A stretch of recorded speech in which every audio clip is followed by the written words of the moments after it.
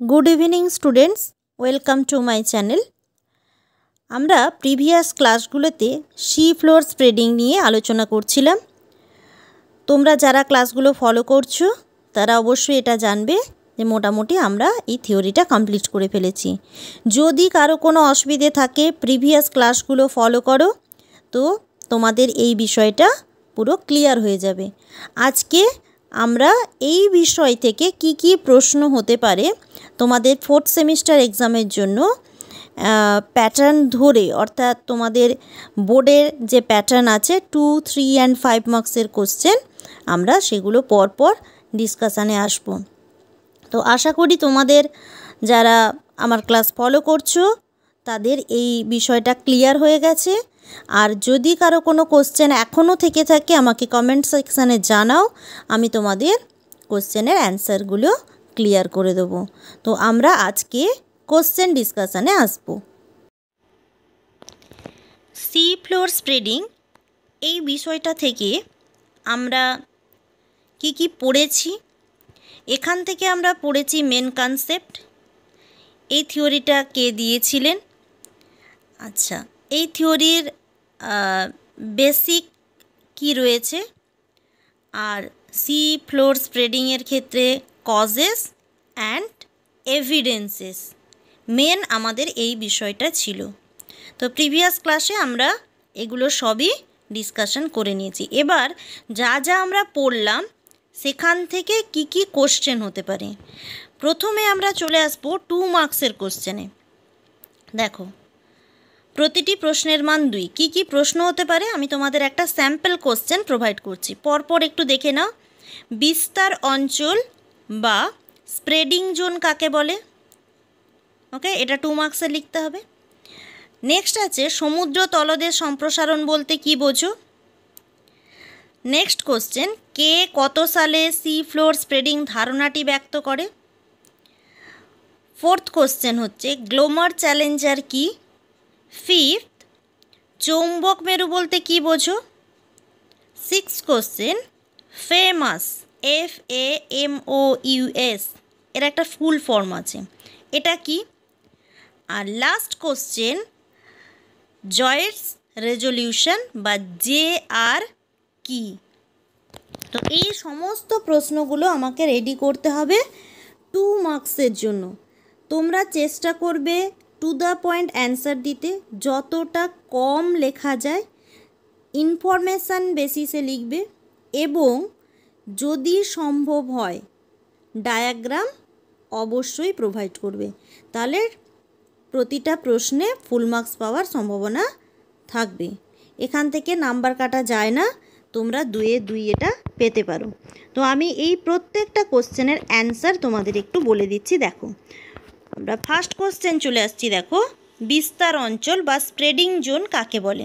কি লেখা আছে একটু রিড আউট করছি। দেখো, মধ্য সামুদ্রিক শৈলশিরা বরাবর নতুন মহাসাগরীয় ভূত্বক সৃষ্টি হলে মহাসাগরের দুদিকের সীমানায় অবস্থিত মহাদেশীয় ভূত্বক পরস্পর থেকে ক্রমশ দূরে সরে যেতে থাকে।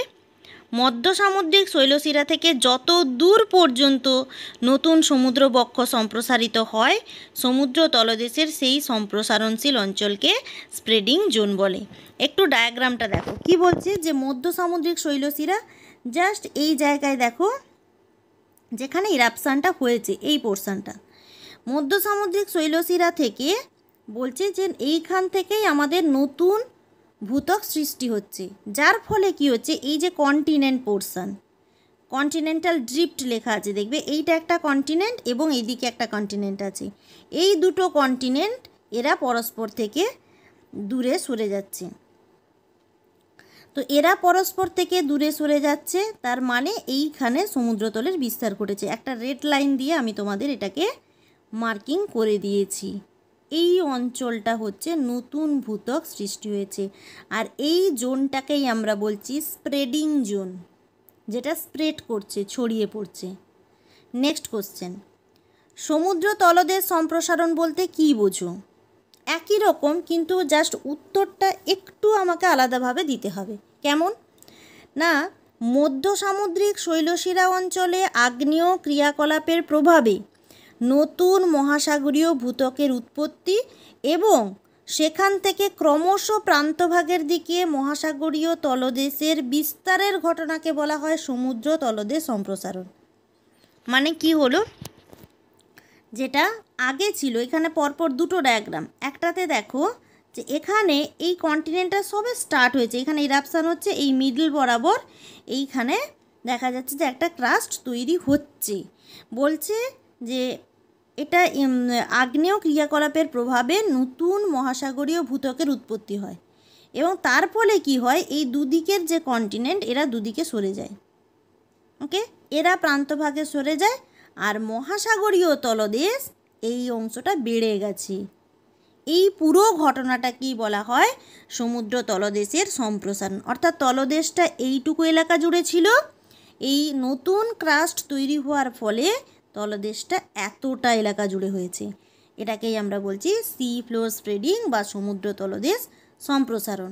নেক্সট কোশ্চেন দেখুন, কে কত সালে সি ফ্লোর স্প্রেডিং ধারণাটি ব্যক্ত করেন? একদম সোজা, 1960 সালে মার্কিন জিওলজিস্ট হ্যারি হ্যামন্ড হেস এবং মার্কিন বিজ্ঞানী রবার্ট সিনক্লিয়ার ডিটস সমুদ্রবক্ষ বিস্তৃতির ধারণা দেন। এইটুকু লিখলেই আমার 2 মার্কস পেয়ে যাব।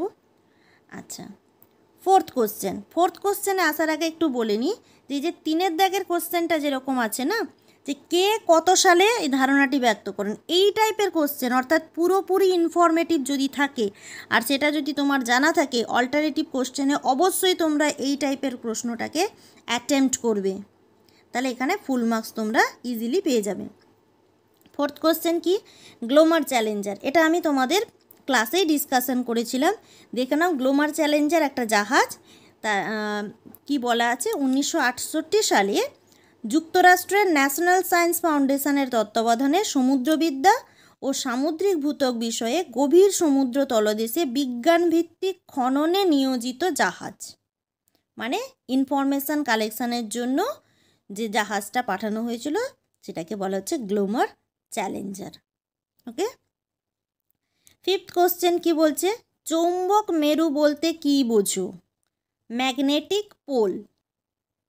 আমি তোমাদের বলিনি, এই ডায়াগ্রামটা যদি তোমরা একটু দেখো, দেখবে উপরে আছে সাউথ আর নিচে আছে নর্থ। ওকে, অর্থাৎ এটা ম্যাগনেটের ক্ষেত্রে, ম্যাগনেটের সাউথ অ্যান্ড নর্থ। আমরা জিওগ্রাফির ক্ষেত্রে পুরো এইটাকে যদি একটা আর্থ কনসিডার করি, এই পুরো অঞ্চলটাকে, তাহলে আমরা জানি আর্থের একটা নর্থ পোল আছে আর একটা সাউথ পোল আছে। জাস্ট আমরা যে ইনক্লাইন্ড অ্যাক্সিসটা আছে ব্লু কালারের লাইন, এইটাকে দেখো, দেখো যে লেখাই আছে জিওগ্রাফিক নর্থ পোল আর জিওগ্রাফিক সাউথ পোল। ম্যাগনেটের ক্ষেত্রে দেখো তো যে জিওগ্রাফিক নর্থ পোলের কাছে ম্যাগনেটের জিওগ্রাফিক সাউথ পোল, মানে যদি আমি একটা ম্যাগনেটকে রাখি, ম্যাগনেটের ক্ষেত্রে আমরা জানি একটা স্পেশাল ক্যারেক্টার আছে যে দুটি চুম্বক পাশাপাশি থাকলে তারা বিপরীত মেরুকে আকর্ষণ করে। অর্থাৎ আমি যে চুম্বক শলাকাটা ধরে আছি, তার সাউথ যেদিকে, আমাকে ধরে নিতে হবে অল্টারনেটিভ যে অবজেক্টটা রয়েছে, অর্থাৎ আদার যে ম্যাগনেটটা রয়েছে তার নর্থ সেদিকে। ওকে, আচ্ছা, তাহলে এই দিকে যদি আমার হাতের শলাকাটার সাউথ হয়, তাহলে আর্থ অ্যাজ এ ম্যাগনেট, আর্থকে যদি আমি একটা বড় চুম্বক হিসাবে ধরে নিই, তাহলে আর্থের ক্ষেত্রে ম্যাগনেটটা নর্থ হবে এইদিকে। ওকে, আচ্ছা, দেখো তাই লেখা আছে সাউথ ম্যাগনেটিক পোল আর নিচে লেখা আছে নর্থ ম্যাগনেটিক পোল, আর এইটা হচ্ছে ম্যাগনেটিক অ্যাক্সিস। অ্যাশ কালারের যেটা আছে এই লাইনটাকে একটু দেখো। ওকে, এবার লেখাটা দেখো কি লেখা আছে, কি লেখা আছে না, পৃথিবীর চৌম্বক ক্ষেত্রের মেরু দুটিকে চুম্বক মেরু বলে। এখানে স্পেলিংটা একটু মিস্টেক আছে, দেখে নেবে, এটা হবে চুম্বক বা চৌম্বক। চৌম্বক মেরু ও পৃথিবীর প্রকৃত মেরু এক নয়, অর্থাৎ জিওগ্রাফিক্যাল পোল নর্থ পোল আর ম্যাগনেটিক নর্থ পোল যদি কেউ বলে, তাহলে এই দুটো কোনোভাবেই একই নয়, এদের মধ্যে বিস্তর ফারাক। কি আছে, আবার দুটো চৌম্বক মেরু পরস্পরের প্রতিবাদ বিন্দুতে অবস্থিত নয়, অর্থাৎ এটাও ঠিক নয় যে আর্থের নর্থ যেদিকে আছে, অর্থাৎ জিওগ্রাফিক্যাল নর্থ যেখানে আছে তার ঠিক অপোজিটে আমাদের ম্যাগনেটিক নর্থ আছে। এই ইনফরমেশানটাও ঠিক নয়। তাহলে কোনটা ঠিক? বলছে কি দুটি চৌম্বক মেরুর সংযোগকারী রেখা, মানে এই যে অ্যাক্সিসটা আমরা দেখতে পাচ্ছি আর্থের অ্যাক্সিস, আর একটা হচ্ছে ম্যাগনেটিক অ্যাক্সিস এইটা, তো এই রেখার মধ্যে কত দূরত্ব আছে? 1200 কিলোমিটার। তাহলে যদি আমাকে এই প্রশ্নটা দেয় চৌম্বক মেরু বলতে কি বোঝো, তাহলে আমরা কি বলতে পারি যে পৃথিবীর চৌম্বক ক্ষেত্রের মেরু দুটিকে চৌম্বক মেরু বলে। অর্থাৎ আর্থ অ্যাজ এ ম্যাগনেট, আর যদি আমরা আর্থকে একটা ম্যাগনেট হিসেবে দেখি তাহলে তার যে মেরু তাকেই বলবো চৌম্বক মেরু। ওকে, এটা খুব ইজি, একটু ডায়াগ্রামটা পারলে ড্র করে দেবে। নেক্সট দেখো আছে ফেমাস, FAMOUS, সবগুলো ক্যাপিটাল।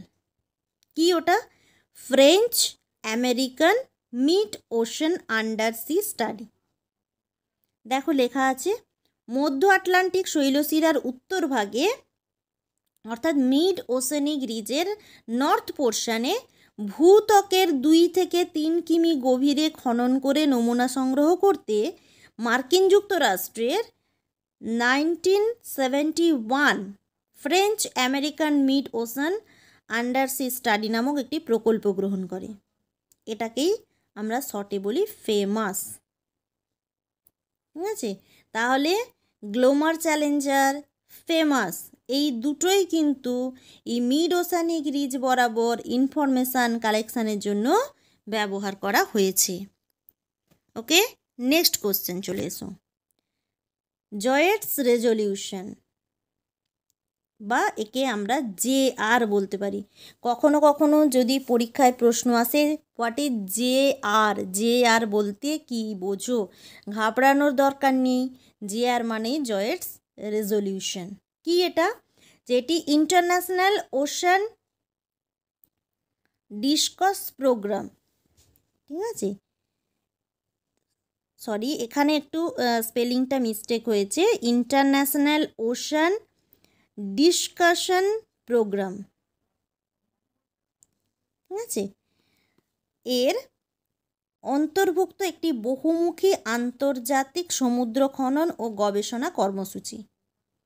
1978 সালে প্রথমে তেল অনুসন্ধানের জন্য এটি চালু করা হয় এবং 6 বছর পর 1984 সালে সমুদ্র বিজ্ঞান গবেষণামূলক কাজে ব্যবহৃত হচ্ছে। তাহলে জয়েটস রেজলিউশনও কি সমুদ্রের নিচে অর্থাৎ সমুদ্রের তলদেশের ইনফরমেশান কালেকশানের জন্য ব্যবহার করা হয়। স্পেলিংটা তোমরা একটু দেখে নেবে, joint oceanographic institution for deep earth sampling, জয়েটসের ফুল ফর্ম। জয়েটসের ফুল ফর্ম কি বলে দিলাম, পারলে একটু নোট করে নাও। Joint oceanographic institution for deep earth sampling, JOIDES. Okay, এটা কারা করেছিল? International ocean discovery programme, IODP, international ocean discovery programme. এই দুটো ফুল ফর্ম হয়তো তোমাদের একটু অসুবিধে হতে পারে, তোমরা একটু নোট ডাউন করে নেবে। ওকে, কারা করেছিল? International ocean discovery programme. আর জয়েটসের full form joint oceanographic institution for deep earth sampling. Okay, তো মোটামুটি আমাদের 7টা 2 নম্বরের কোশ্চেন আমি যেগুলো বলছি, আশা করি এর বাইরে সি ফ্লোর স্প্রেডিং থেকে কোনো কোশ্চেন আসবে না। এই কোশ্চেনগুলো করলে তোমাদের এক্সামের জন্য প্রিপারেশন কমপ্লিট। এবার লং টাইপ কোশ্চেনে এসো। যদি 3 মার্কস বা 5 মার্কসের কোশ্চেন হয়, আমি দুটো একসঙ্গে কেন দিয়েছি একটু বলে নিই। কারণ 3 এবং 5 এই দুটোর কোশ্চেন একই রকমের হয়। যদি 3 মার্কসের জন্য আসে তাহলে একটু কম লিখবে, 5 মার্কসে আসলে একটু বেশি লিখবে। কেমন? যদি 3 মার্কসের আসে তাহলে 3টে পয়েন্ট ডিসকাশন করলেই হবে, আর যদি 5 মার্কসের হয় তাহলে আমাকে 5টা পয়েন্ট অন্তত ডিসকাশন করতে হবে। কি কি প্রশ্ন হতে পারে দেখো। সি ফ্লোর স্প্রেডিং ধারণাটি ব্যক্ত করো, মানে মেন কনসেপ্ট। মেন কনসেপ্টে আমি তোমাদের যা যা পড়িয়েছিলাম তাতে নোটসও দেয়া আছে, সেইটা পুরো লিখে ফেললেই হবে। সেকেন্ড কোশ্চেন কি বলছে, সি ফ্লোর স্প্রেডিংয়ের প্রমাণ অর্থাৎ এভিডেন্সেস, কি কি এভিডেন্সগুলো ছিল যারা সি ফ্লোর স্প্রেডিংকে ব্যক্ত করে। যেরকম আমরা পড়েছিলাম সার্পেন্টাইন ভবন, ঠিক আছে, আগ্নেয় শিলার বয়স, চৌম্বক মেরুর বিচ্যুতি, শিলা সাদৃশ্য, ঠিক আছে, উপকূল রেখা, এইরকম কতগুলো পয়েন্ট পড়েছিলাম। আশা করি এখানেও 5টা পয়েন্ট আমি ডিসকাশন করে দিয়েছি। সেই 5টা পয়েন্ট লিখলেই 5 মার্কসের হবে। আর যদি এই কোশ্চেনটা 3 মার্কসের আসে 3টা পয়েন্ট ডিসকাশন করবে। ওকে। 3 নম্বর কি আছে, প্যালিওম্যাগনেটিজম কি, এবং তার সাথে একটা ল্যাচ কোশ্চেন আছে কি না, এর সাথে সি ফ্লোর স্প্রেডিংয়ের সম্পর্ক কি। যদি 3 মার্কসের আসে তাহলে কোশ্চেনটা খালি আসবে প্যালিওম্যাগনেটিজম বলতে কি বোঝো বা হোয়াট ইজ প্যালিওম্যাগনেটিজম। তাহলে আমরা প্যালিওম্যাগনেটিজম একটা ক্লাস করেছি, পুরো আমরা বিষয়টা জানি, খালি ওইটুকু লিখে ফেললেই হবে। এবার তার সঙ্গে যদি একটা এই ল্যাচ কোশ্চেন দেয়, ধর এটা 3+2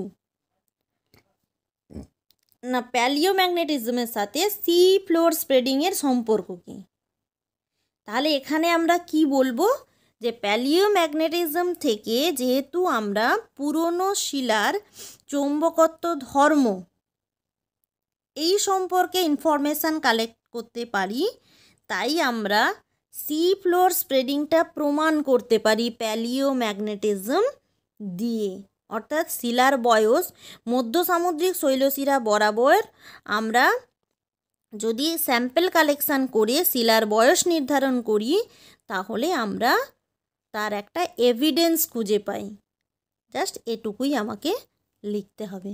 তো মোটামুটি 3 and 5 তার জন্য এই সব কোশ্চেনগুলো করলেই আমাদের হয়ে যাবে। তাহলে কি কি করব, main concept, evidence, sea floor spreading, আর বাকি রইল কি, আর যদি এখান থেকে আসে কজ, যে সি ফ্লোর স্প্রেডিংয়ের কারণ কি, এটা দিতে পারে, তার সঙ্গে হয়তো 2টো এভিডেন্স দিল, এরকম দিতে পারে, তাহলে আমরা সেটাও পেরে যাব। তো মোটামুটি যা যা প্রশ্ন বললাম এর বাইরে সি ফ্লোর স্প্রেডিং থেকে আর কোনো কোশ্চেন আসার সম্ভাবনা নেই। এইটা কমপ্লিট করলে তোমাদের এক্সাম রেডি। এখান থেকে তোমরা পারবে না এরকম কোনো বিষয় থাকবে না। তাহলে তোমরা এই কোশ্চেনগুলো ভালো করে preparation now for your exam purpose. এর পরের ক্লাসে আমরা চলে আসব নেক্সট যে বিষয়টা আছে আমাদের প্লেট টেকটনিক থিওরি। এটাও খুব ইম্পর্ট্যান্ট একটা জায়গা, এটাও আমরা কয়েকটা ক্লাস ডিসকাশন করব, তারপরে কোশ্চেন অ্যান্সারে আসব। তো এগুলো তোমরা দেখতে থাকো। সকলকে থ্যাংক ইউ, ভালো থেকো। নেক্সট ক্লাসে পরেরটা নিয়ে আমরা আলোচনা করছি। ওকে, বাই।